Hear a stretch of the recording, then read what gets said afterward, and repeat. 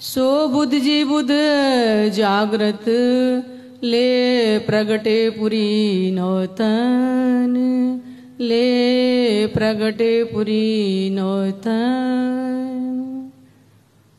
सुंदर साथ जी इस संसार को बने हुए कितना समय हो गया, तो ये जागृत बुद्ध का जो ज्ञान है ये कलयुग के अंत में ही क्यों आया? क्या कारण है इसका? क्योंकि इस संसार में इतने धर्म प्रेमी सज्जन तो पहले से भी हो रहे थे, ये ज्ञान क्यों नहीं आया था? क्या कारण था? क्योंकि इस ज्ञान को ग्रहण करने की क्षमता किसी में थी ही नहीं। क्यों? कि ब्रह्म आत्माएं इस संसार में जब आई ही नहीं थी तो ज्ञान भी तो उन्हीं के लिए आया, जागृत बुद्ध का ज्ञान। आज भी देखा जाए तो संसार में जागृत बुद्ध के शब्द को कौन ग्रहण कर रहा है? सुना है आपने कभी कि यहां पे कोई अपनी मर्जी से आया हो कि हमें ये ज्ञान लेना है? बार बार संसार के लोगों को जाकर के बताते भी हैं, वो इधर से सुनते और इधर से निकाल देते हैं।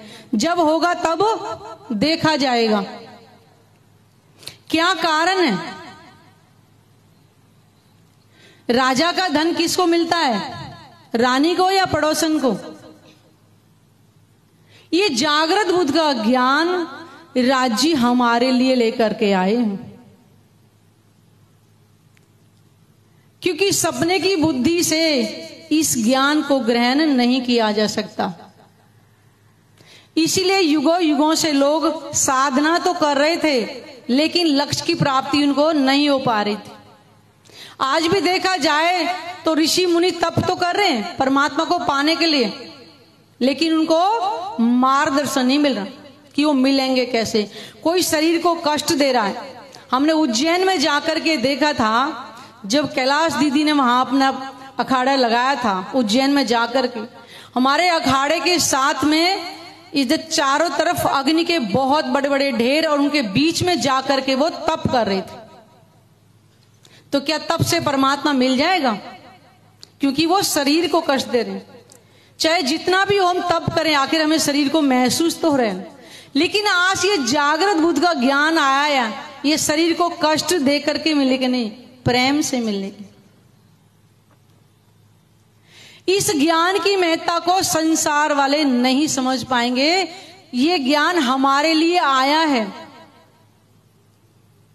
और इस ज्ञान की महत्ता को हम जाने कि एक बूंद आई हक दिल से तीन कायम किए थिर चर। एक बूंद आई है सिर्फ, और राजी के दिल में तो सागर के सागर उमड़ते हैं। इस एक बूंद की हम मेहर को पहचाने। जागृत बुद्ध के जो शब्द हैं ये जागृत बुद्धि से ही ग्रहण किए जा सकते हैं। आज सतगुरु महाराज ने जितनी कसनी करी उसका फल आज हमारे सामने है। आज इस वाणी की महत्ता को समझें कि वाणी के अंदर क्या क्या रहस्य छुपा हुआ है। सुंदर साथ जी, मैं अपना अनुभव बताऊंगी। आज से 21 साल पहले मैंने तारतम लिया था।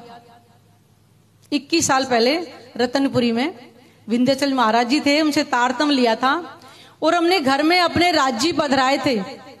लेकिन राज्य पधराने के बाद में केवल सुबह और शाम सिर्फ आरती और भोग, इसके अलावा कुछ नहीं था। 1 साल नहीं, 2 साल पूरा 10 साल। 10 साल हम फरीदाबाद रह करके वापिस दिल्ली गए तो कहते हैं ना कि जैसा खाओगे अन्न वैसा होगा मन। संगति का असर भी पड़ता है ना, वैसे कि जैसी संगति होगी उसका वैसी। अगर दारू वाले के साथ रहोगे तो दारू पीना सीखेगा और साधु संत के पास रहेंगे तो साधु संत बनेंगे। तो जब वहां गए तो वहां पे सुंदर से बोले कि वाणी पढ़ते हो? वाणी तो पढ़ते ही नहीं, केवल आरती भोग था। एक दिन हर्षद भाई अभी मंच में हैं, ये हमारे साथ घर जा रहे थे तो इनसे बोले भाई जी क्या करें, हमें तो समय ही नहीं मिलता है।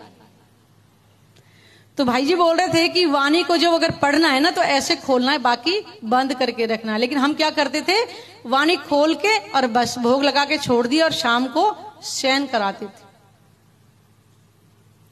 तो सुंदर साथ के साथ में रहने का मौका मिला तो उनका वाणी मंथन करो। फिर वाणी मंथन शुरू किया तो कितना, 10 या 15 मिनट। फिर किसी सुंदरदास ने पूछा कि सुंदर साथ जी कितना समय पढ़ते हो? मैंने कहा 10 मिनट। कह रहे कुछ नहीं होगा, समय बढ़ाओ। वाणी मंथन जब तक नहीं किया सुंदर साथ जी, यकीन करना कि इतने काले काले बादल माया के आते थे और इतने थपेड़े मारते थे कि बता नहीं सकती। वाणी मंथन जब तक बिल्कुल नहीं किया था तब। जैसे जैसे वाणी मंथन शुरू किया, ये राज्य की मेहर प्लस सारा यहां मंच पे हम बता नहीं सकते। आज भी वही समय, वही घर, वही परिवार, वही सब कुछ है, लेकिन आज बिल्कुल उल्टा हो गया। तब इस वाणी की महत्ता को समझा कि शब्द है जागृत जगह में तत्खीन। राज्य को प्रेम का स्वरूप क्यों कहा गया कि जब तक प्रेम के स्वरूप को हम अपने धाम हृदय में नहीं बसाएंगे तब तक हमारे पास कहां से प्रेम आएगा। इसीलिए कहा है कि अगर किसी से बात भी करनी है तो केवल राज्य की और अपने परम धाम की। माया की बातें करेंगे तो माया अंदर आएगी और ब्रह्म की बातें करेंगे तो हमारे अंदर ब्रह्म के ही गुण आएंगे। सुंदर साथ जी, इस वाणी की महत्ता को समझो। हम सोचते कि आज नहीं कल कर लेंगे, लेकिन जाने वाला कल कभी लौट कर नहीं आता है और कल कल करते करते हमारा जीवन व्यतीत होता जा रहा है। दुनिया का कोई काम ऐसा नहीं जो हमारे बिना नहीं हो सकता। हम सिर्फ यही कहते कि हमारे बिना ये काम नहीं होगा, हमें समय नहीं मिलता है। साथ में ना बेटी, ना बेटा, ना पति, ना पत्नी, कोई किसी के साथ जाने वाला नहीं है। किसके लिए कर रहे हैं? हम शरीर से सिर्फ घर के काम करें, अपने धने के लिए समय भी थोड़ा निकालें। राज्य की मेहर को नापो तो सही, क्योंकि हमारे दिल में अभी दर्द आया ही नहीं है कि वो हमारे लगते क्या हैं। यहां के पति को 2 मिनट में गर्म खाना बनाएंगे, तवे से उतर के सीधा प्लेट में पहुंचाएंगे, क्योंकि हमसे मोह है हमारा। आत्मा के पति को हमने कभी ये नहीं कहा कि हम 2 मिनट उनके पास बैठ के 2 विरह के आंसू निकालें कि इतने साल हो गए आपसे बिछुड़े, आप कैसे मिलेंगे। कभी नहीं सोचा। कहां से प्रेम बढ़ेगा। यहां के पति को खाना बना के रख के और जाओ पड़ोस में गप्पे मारने लगो। पति कहेगा अच्छी बेवकूफ है, बताओ मैं यहां बैठा हूं, हारत थक आया हूं, खाना रख के चली गई, ये भी नहीं कहा कि प्रेम से खा लो। वो हमारी आत्मा के प्रीतम है। कभी हमारे दिल के अंदर दर्द आया? सुंदर सार जी, दुख हम अपने आप बोझ ढो रहे दुखों का, राजी नहीं दे रहे। राजी ने कहते कि लागोगे जो दुख को तो दुख तुमको लागसी, और याद करो निस्सुख को दुख तुमसे भागसी। कह रहे गप्पों में कहां लगा रहे हो, इधर उधर की बातें करो, परमधाम के सुखों को याद करो ना कि किन सुखों में तुम झीलने वाली हो। दुखों में तो तुम स्वयं झील रही हो अपने आप।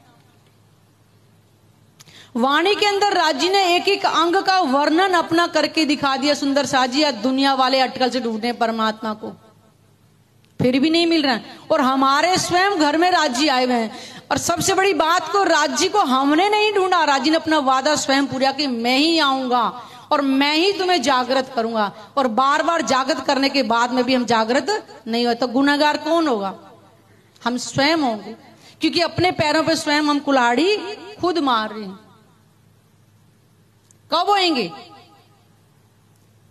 90 सीढ़ियां हम चढ़ चुके हैं, 10 सीढ़ी बाकी। अगर 10 सीढ़ी को चढ़ गए तो ठीक है, नहीं तो दोबारा फिर से किसी तन में जाकर के पहली सीढ़ी से फिर से हमें चढ़ना पड़ेगा।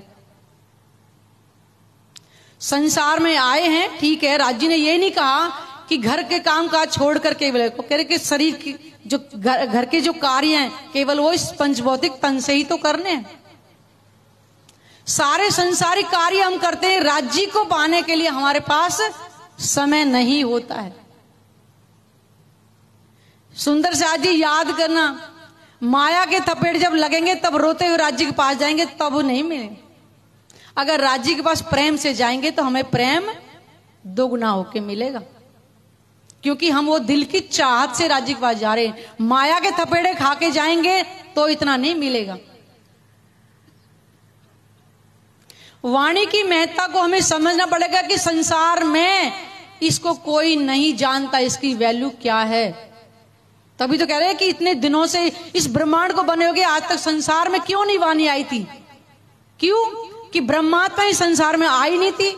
ये वाणी भी तो ब्रह्मात्माओं के लिए आई है यहां पे। तो आज संसार वाले इस वाणी के लिए तरस रहे। लोग सुनते तो हैं कि वो परमात्मा आएंगे, आने की बातें सब कह रहे हैं, लेकिन आ चुके किसी को नहीं पता। राज्य ने अपना वादा पूरा किया कि जिस संसार में तुम जा रही हो, तुम्हें मुझे भी कोई नहीं जानता। आज कौन जानता है?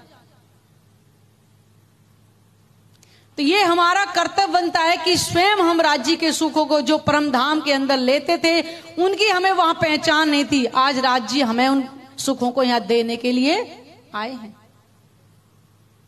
हम सुखों को कब लेंगे? जब हमसे ध्यान में बैठा नहीं जाएगा तब। आज नई नई बीमारियां चल रही हैं जवानी में ही, तो बुढ़ापे का इंतजार कर रहे हैं कि दादी पोते बन जाएंगे, उसके बाद ध्यान में बैठेंगे। तो समय नहीं है, आज से कल के भरोसा नहीं है। आज करते समय बीतता जा रहा है, कभी वापस नहीं आएगा। सुंदर साथ जी, इस चीज को आज यहां से हम गांठ लगा करके जाएं। जिस संसार में हम आए हैं इसमें अंधेरा ही अंधेरा है, लेकिन राज्य ने आज हमें वाणी दे करके हमारे लिए पूरा उजाला कर दिया, आज मार्गदर्शन कर दिया। वो परमात्मा जिसको निराकार कहते कहते संसार वाले थकते हैं, आज उस परमात्मा के धाम की स्वरूप की पहचान यहां पे आज राज्य ने स्वयं आकर के दी है। इसलिए कहते अखंड खजाना हमारे हाथ में राज्य ने दिया है। इस खजाने को हम बंद करके चाबी में इधर उधर ना घूमे, खोल करके हम देखें कि राज्य हमारे लिए क्या लेकर के आए। सुंदर साथ जी, ये हमारा कर्तव्य बनता है। हमारे अड़ोस पड़ोस में भूखा बैठा रहे और हम पेट भर के मलीदे खाएं, कम से कम हम थोड़ा बहुत सुगंधी उनको भी दे। तो ज्यादा ना कहते मेरा इन्हीं शब्दों के साथ मैं विराम देती हूँ कि लेकिन हमारा कर्तव्य है कि हम सुंदर साथ उन सुखों को लें और संसार वालों को बताएं कि वो पूर्ण परमात्मा जिन्होंने कलयुग में आने के लिए युगों युगों से भविष्यवाणियां कर रखी थी, उनको आज हम जाहिर करें। ये हम सुंदर साथ का यहाँ कर्तव्य बनता है, क्योंकि जागृत बुद्ध का ज्ञान इस संसार में केवल ब्रह्म आत्मा ही उसको दे सकती है और किसी की सामर्थ्य नहीं है। क्योंकि संसार वाले तो ग्रहण ही नहीं कर पाएंगे तो देंगे कहां। इसलिए इन सुखों को हम लें और संसार वालों को भी दें, क्योंकि कलयुग का अंत होने ही वाला है। तो कम से कम कलयुग की हम चिंता छोड़े, हम अपने तन की चिंता के हमारा समय कितना बचा है अपने अपने तनों का। इस तन से हमें राज्य के लिए क्या सेवा करके जानी है, उसको हम अपने ध्यान में रखें और राज्य के सुखों को लें और संसार वालों को अपने धनी की महिमा को जाहिर करें। इसी कारण हमारा इस संसार में आना सार्थक होता। नहीं तो दुनिया वालों की तरह रात कमाई सोए के दिवस कमाएगा, तो संसार वाले करे तो अगर हम भी वही करेंगे तो हम आए किस लिए यहाँ पर? परम धाम के सुखों को छोड़ करके यहाँ हम दुख की पोटली ढोने के लिए नहीं आए हैं। संसार के जितने भी कार्य हैं जिनको हम लेके बैठे ना कि मैं कर रहा हूं, मैं कर रही हूं, इनको छोड़ो, राज्य पे दो। राज्य लाएं संसार में, वो स्वयं खुद करेंगे। हमारा अगर तन छूट जाए तो घर गृहस्थी नहीं चलेगी क्या? चलेगी। 4 दिन याद करेंगे, उसके बाद कोई याद नहीं करने वाला है। इस चीज की सच्चाई को जानना आज यहां पर दुनिया को बता रहे, धन दौलत माल खजाना तेरे साथ कोई भी ना जाना, कर्म ही जाएगा। सब कुछ यहां रह जाना है, केवल अपना राज्य की महिमा को जाहिर करें, उन सुखों को हम लें, उस अखरा चीज पूर्ण परमात्मा की महिमा को इस संसार में जाहिर करें, तभी हमारा इस संसार में आना सार्थक होगा। बोलो श्री प्राणनाथ प्यारे की जय, सदगुरु महाराज की।